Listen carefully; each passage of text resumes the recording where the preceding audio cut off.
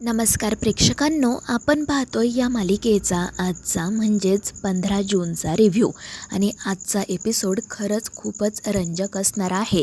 कारण अंबिकाला मिळालेल्या नवीन शक्तीमुळे त्या मंजिरीची आणि मायाची पळताभुई थोडी झाली.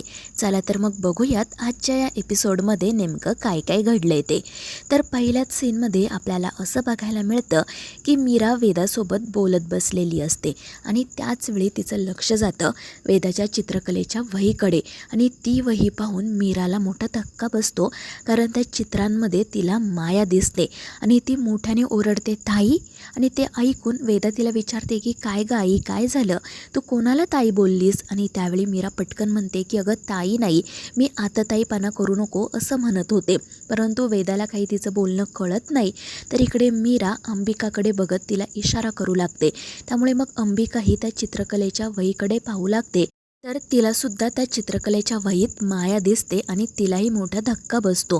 मीरा तर खूपच घाबरलेली असते. ती पुन्हा त्या मायाकडे पाहते आणि तेव्हाच मायाचंही तिच्याकडे लक्ष जातं. मीरा आपल्याकडे पाहते ही गोष्ट तिच्या बरोबर लक्षात येते आणि ती मोठमोठ्याने मीराला हाक मारू लागते. पण मीरा काय करते, मीरा पटकन ती चित्रकलेची वही बंद करते, जेणेकरून मायाचा आवाज बाहेर येऊ नये. आणि त्यामुळे माया मात्र मोठमोठ्याने रडत बसते. इकडे मीराला मात्र समजत नसतं की नेमकं या मायासोबत घडलंय तरी काय. आणि त्याचवेळी तिच्या रूमच्या बाहेर ती मंजिरी देखील येऊन उभी राहिलेली असते. माया कुठे गेली हेच ती शोधत असते आणि मग त्यानंतर ती हॉलच्या दिशेने जायला निघते. दुसरीकडे ही माया त्या चित्रकलेच्या वहीत अडकून बसलेली असते. आपण इथे नेमके कसे अडकलो, आपल्यासोबत नेमकं काय घडलं हे तिला काहीच समजत नसतं. ती फक्त मोठमोठ्याने रडत असते, ओरडत असते, स्वतःला दोष देत म्हणत असते की मी कशाला या घरात आले काय माहिती, मी का त्या मॅडमचं ऐकलं काय माहिती, आता मी या सगळ्यातून कशी बाहेर पडू. आणि मग ती मोठमोठ्याने मीराला हाक मारू लागते, जेणेकरून मीरा तिचा आवाज ऐकेल, तिला बाहेर काढेल. पण काहीच उपयोग होत नाही. त्यानंतर दुसरीकडे आपण असं पाहतो की ती मंजिरी घरभर मायाला शोधत फिरत असते. तिला समजतच नसतं की ही माया अचानक कुठे गायब झाली. आणि त्याचवेळी तिला नर्मदाचाही आवाज ऐकू येतो. नर्मदा देखील मायालाच हाका मारत असते, तिचा शोध घेत असते. आणि मग ती जाते मंजिरीकडे. मंजिरी तिला विचारते की काय ग, काय चाललंय. नर्मदा म्हणते, दिसत नाही का तुला, मी मायाला शोधते, कुठे गेली आहे ती काय माहिती, माझ्या रूममध्ये आली होती अंघोळ करायला, गिझर चालू ठेवून तशीच निघून गेली. तिला माहिती आहे मला गरम पाण्याचा त्रास होतो, तरीही तिने मुद्दाम हे सगळं केलं. आणि ते ऐकून मंजिरीला आश्चर्य वाटतं. तिला प्रश्न पडतो की या नर्मदाला सुद्धा माहीत कसं नाही की ती माया कुठे आहे ते. तर दुसरीकडे ही जी माया असते ती त्या जंगलातून बाहेर पडण्याचा मार्ग शोधत असते. पण तिला ते काही शक्य होत नाही. ती पुन्हा पुन्हा एकाच ठिकाणी येऊन थांबते.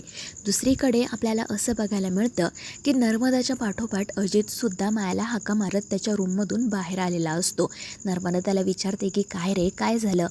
तर अजित तिलाच विचारतो की अगं तू मायाला पाहिलंस का, सकाळपासून ती मला दिसलीच नाही. तर नर्मदा म्हणते की मी सुद्धा तिला शोधते, तू एक काम कर, तिला फोन कर. तर अजित म्हणतो की अगं मी मागाचपासून 100 वेळा तिला कॉल केला आहे, पण तिचा फोन लागतच नाही आहे.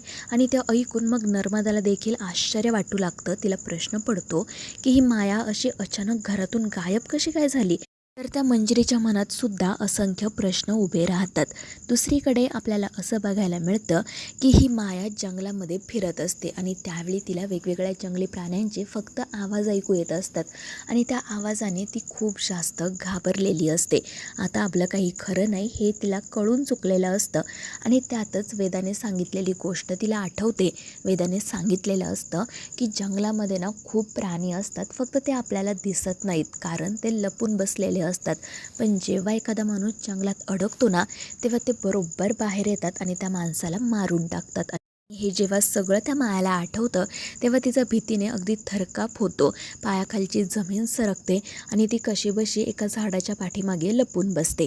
त्यानंतर दुसरा सीन आपण असा पाहतो की अंबिका आणि मीरा अडगळीच्या खोलीत जाऊन भेटतात. मीरा अंबिकाला विचारत असते की ताई, तू पाहिलंस ना गं त्या मायाला त्या चित्रकलेच्या वहीत. अंबिका म्हणते, हो मीरा, मी सुद्धा पाहिलं, पण ती तिथे कशी काय गेली असेल. आणि त्याचवेळी दुसरीकडे ही मंजिरी अस्वस्थपणे फेऱ्या मारत असते आणि विचार करत मनाशी म्हणत असते की ही माया अचानक घरातून गायब कशी काय झाली. मी तिच्यावर विश्वास ठेवून चूक तर केलेली नाही आहे ना. मी तिच्यावर एक जबाबदारी सोपवली होती, पण तिने तर काही ती पूर्ण केलीच नाही. कुठे निघून गेली काय माहिती. आणि मग त्यानंतर अचानक एक विचित्र प्रकार घडतो आणि या मंजिरीला मायाचा आवाज ऐकू यायला सुरुवात होते. माया मोठमोठ्याने मंजिरीलाच हाक मारत असते आणि तिचा तो आवाज ऐकून मंजिरी घाबरते. तिला समजत नाही की माया नेमकी आहे तरी कुठे आणि तिचा आवाज आपल्याला इथे कसा काय ऐकू येतोय. आणि मग ती तिच्याच रूममध्ये इकडे तिकडे मायाला शोधू लागते आणि मग अचानक तिच्या लक्षात येतं की हा आवाज तर आपल्याच कपाटामधून येतोय. त्यामुळे मंजिरी पटकन जाते आणि कपाट उघडते. ती बारकाईने कपाटाचं निरीक्षण करते तेव्हा कुठे तिला समजतं की तो आवाज त्या जादुई पेटीतून येतोय. त्यामुळे ती घाबरते आणि पटकन ती पेटी बाहेर काढते.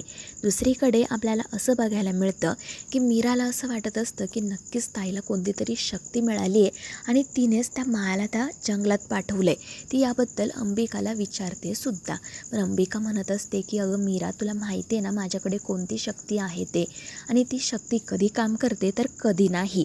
पण मीरा म्हणते की नाही ताई, तुला आठवतं आहे ना, तुम्हाला सांगितलं होतं की तुला आजी भेटली होती. हे बघ, मला असं वाटतंय की आजीनेच तुला ना ही नवीन दैवी शक्ती दिली असणार. त्याचवेळी दुसरीकडे ती मंजिरी जादुई पेटी उघडते, पण त्याचा काही फायदा होत नाही ना. तिला त्या पेटीत माया दिसते ना पुन्हा तिला तिचा आवाज ऐकू येतो आणि त्यामुळे ती काळजीत पडते. तर दुसरीकडे आपली अंबिका मीराला म्हणत असते की मीरा, खरंच देवी आजींनी मला कोणती नवीन शक्ती दिली असेल का गं. तर मीरा म्हणते हो ताई, तुम्हाला सांगितलं ना की जेव्हा आजीने तुझ्या डोक्यावर हात ठेवला तेव्हा तुला असं वाटलं की तुझ्या शरीरामध्ये एक वेगळीच ऊर्जा संचारते. नक्कीच तुला आजींनी कोणती तरी दैवी शक्ती दिली असणार आणि त्याचमुळे आज ती माया ना त्या जंगलात अडकली. आणि ते सगळं काही ऐकून अंबिकाला देखील खूप आनंद होतो. ती देवी आईचे आभार मानते. तर दुसरीकडे त्या मंजिरीला समजतच नसतं की नेमकं चाललंय तरी काय. त्या मायाचा आवाज आपल्याला या पेटीतून कसं काय ऐकू आला. आणि मग ती या सगळ्या प्रश्नांची उत्तरं शोधण्यासाठी जाते मार्जरीकडे. मार्जरी डोळे बंद करून काहीतरी मंत्र पुटपुटते आणि मग त्यानंतर ती या मंजिरीला सांगू लागते की तू जो विचार करतेस ना तो अगदी बरोबर आहे.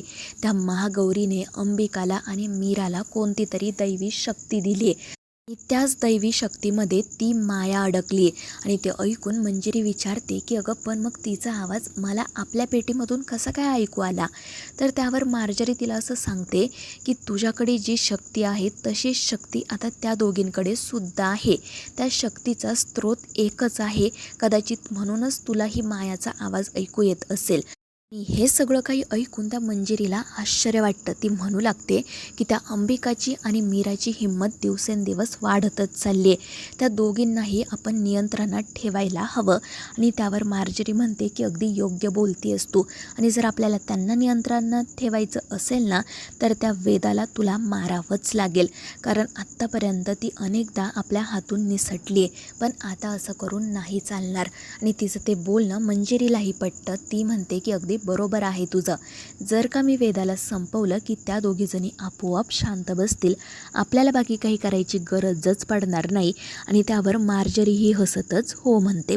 त्यानंतर मग रात्री आपल्याला असं बघायला मिळतं की अथर्व आणि मीरा एकमेकांशी बोलत असतात आणि त्यावेळी अथर्वच्या मांडीवर वेदाही झोपलेली असते.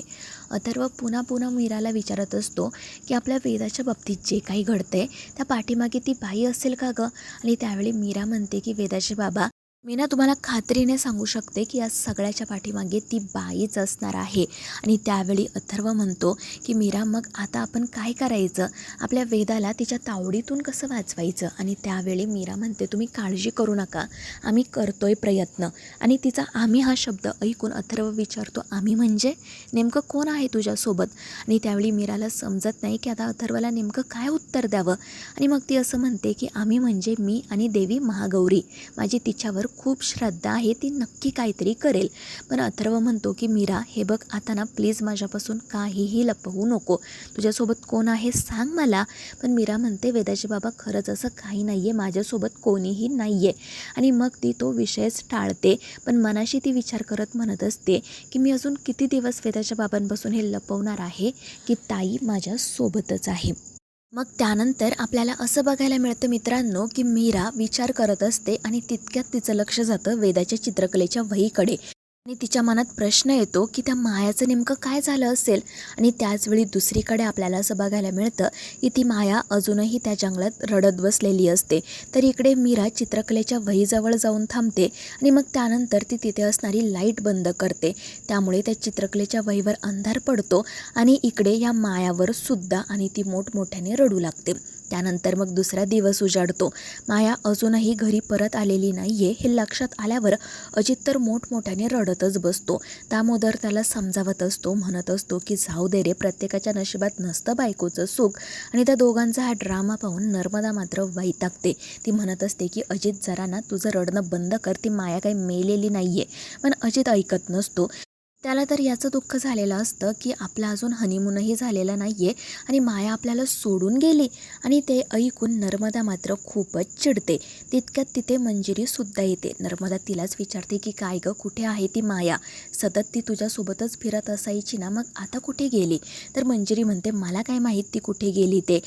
विकृत मुलीला तुम्हीच या घरात आणलं होतं ना, मग तुम्हालाच माहीत असायला हवं ती आता कुठे आहे ते. आणि मग त्या दोघीजणी उगाचच एकमेकींशी वाद घालत बसतात. त्यानंतर आपल्याला असं बघायला मिळतं की मंजिरी तिच्या रूममध्ये जाते आणि त्यावेळी त्या ठिकाणी अंबिकाही उभी असते. मंजिरीला असं वाटत असतं की आता ही अंबिका पुन्हा म्हणेल की माझ्या वेदाकडे वाकड्या नजरेने बघू नको, नाहीतर मी तुला सोडणार नाही. पण घडतं मात्र उलटंच. अंबिका हसतच मंजिरीला म्हणत असते की काय गं मंजिरी, तुझी लाडकी माया सापडली की नाही तुला? आणि त्यामुळे मंजिरीला थोडंसं आश्चर्य वाटतं. ती म्हणू लागते की तुला काय करायचं आहे गं? तर अंबिका हसतच म्हणते की खरं तर मला काहीच करायचं नाही आहे. पण हे बघ, तू ना त्या मायाला शोधण्याचा अजिबात प्रयत्न करू नको. कारण ती ज्या ठिकाणी गेले ना, त्या ठिकाणी थोड्या दिवसात तुला सुद्धा जायचं आहे. आणि मग ती मोठमोठ्याने हसू लागते. त्यामुळे मंजिरी चिडते.